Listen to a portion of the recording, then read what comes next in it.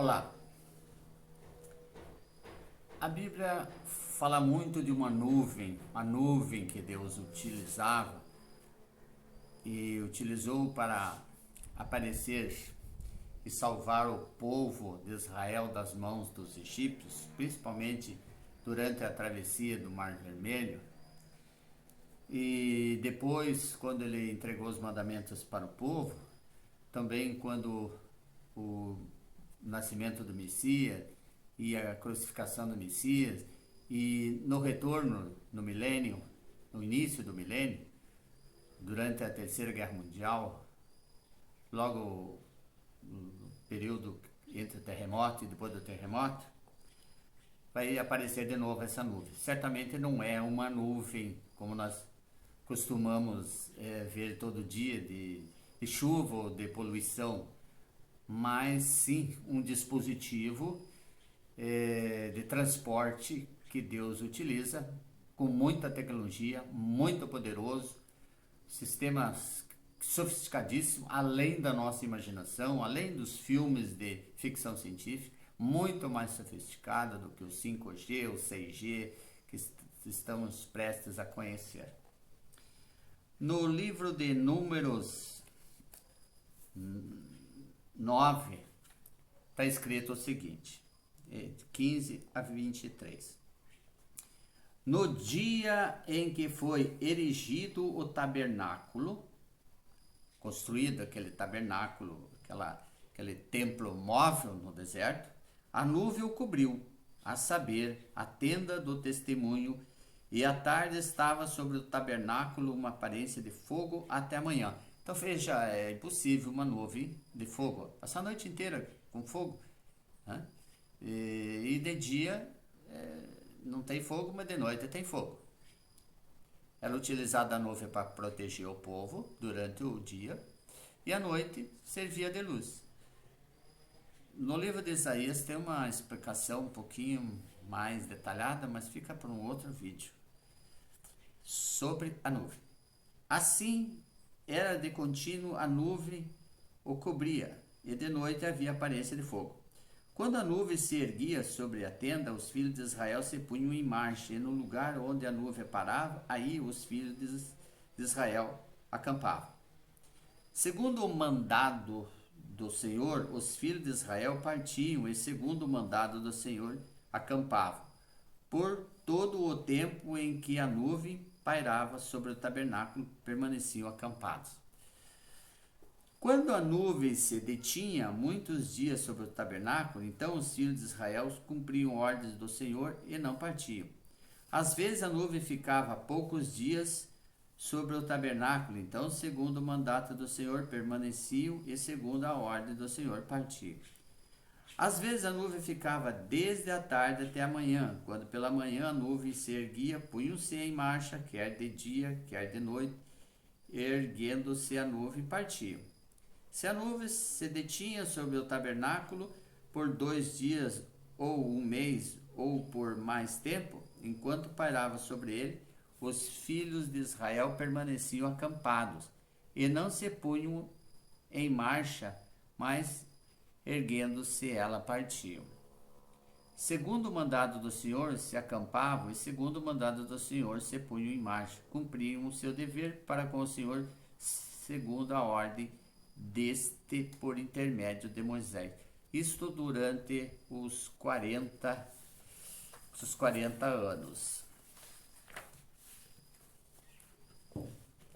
Ainda sobre esta nuvem, no livro de Êxodo 14, de 19 a 25, está escrito o seguinte. Isso durante aquele momento da travessia, pouco antes, e naquele exato momento ali na travessia do Jordão, do Mar Vermelho. Então o anjo de Deus, um personagem que estava junto de Deus, que ia adiante do exército de Israel, se retirou e passou para trás deles. Também a coluna de nuvem se retirou de diante deles e se pôs atrás deles. Você percebe que aqui existem 2 equipamentos de transporte. Um a própria nuvem e um que o anjo de Deus estava utilizando. Houve uma movimentação aqui extraordinária. E ia entre o campo dos egípcios e o campo de Israel. A nuvem era escuridade para aqueles, para os egípcios, e para os israelitas era claro. De maneira que em toda noite este e aquele, Israel e os egípcios, não puderam aproximar-se um do outro. A nuvem estava impedindo. Então Moisés estendeu a mão sobre o mar e o Senhor, por um forte vento oriental que soprou toda aquela noite, fez retirar-se o mar, que se tornou terra seca e as águas foram divididas. Este processo aqui interessante da divisão do mar, existe um cientista, sabe disso, o dedo de Deus, que se forma embaixo dos oceanos, que congela em frações de segundo e morre tudo que tiver de peixe, crustáceos, durante esse fenômeno.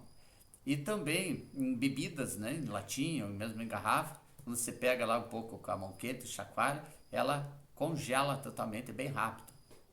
É um processo muito parecido com esse daqui. É ciência, é sabedoria. Mais uma vez, nada de milagre.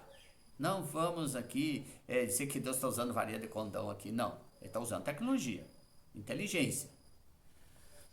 Os filhos de Israel entraram pelo meio do mar em seco e as águas lhe foram qual muro à direita e à sua esquerda. Então as águas estavam completamente congeladas dos dois lados. Os egípcios que os perseguiam entraram atrás deles, todos os cavalos de Faraó, seus carros, seus cavaleiros, até ao meio do mar. O número da multidão dos egípcios nesse momento era enorme, em torno de também 1 milhão ou mais, 1,5 milhão, né? Um exército formidável que estava indo atrás dos israelitas para destruí-los. E esse desastre que aconteceu com os egípcios praticamente faliu o Egito. O Egito ficou vários anos sem... E olha que o Egito dominava do rio Eufrates até o rio Nilo, toda aquela região. E de repente sumiu. A história mostra isso, que os egípcios sumiram praticamente. Faliu o Egito. Na vigília da manhã, o Senhor, na coluna de fogo e de nuvem, viu o acampamento dos egípcios e alvoroçou o acampamento dos egípcios. Veja que Deus esperou por chegar amanhã, pela manhã, de lá da nuvem, né? Ele olhou lá, né? Como? Né? Através de um grande telescópio, um grande sistema né? Um Big Brother, não sei, talvez ele tenha muito mais sofisticado que isso. Emperrou-lhes as rodas dos carros e fê-los andar dificultuosamente. Então disseram os egípcios: fujamos da presença de Israel, porque o Senhor peleja por eles contra os egípcios. Note outro fenômeno interessante. Algum processo eletromagnético, alguma atividade eletromagnética fez com que os carros de metal dos egípcios travassem tudo e eles atolassem ali e morressem.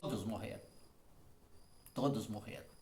Além dos filhos dos primogênitos, que já tinham morrido, um de cada família, um número muito alto, provavelmente muito alto mesmo, né? Vamos dizer 1 milhão de filhos dos egípcios morreram, mas agora o exército totalmente destruído. Então, quem pesquisa vai perceber que a história do Egito, de repente, foi paralisada. Tem um período que não tem nenhuma atividade no Egito.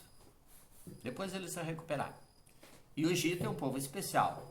No outro vídeo nós vamos ver que Deus tem 3 povos assim, realmente que ele considera muito e castiga bem eles por amá-los. Até o próximo vídeo.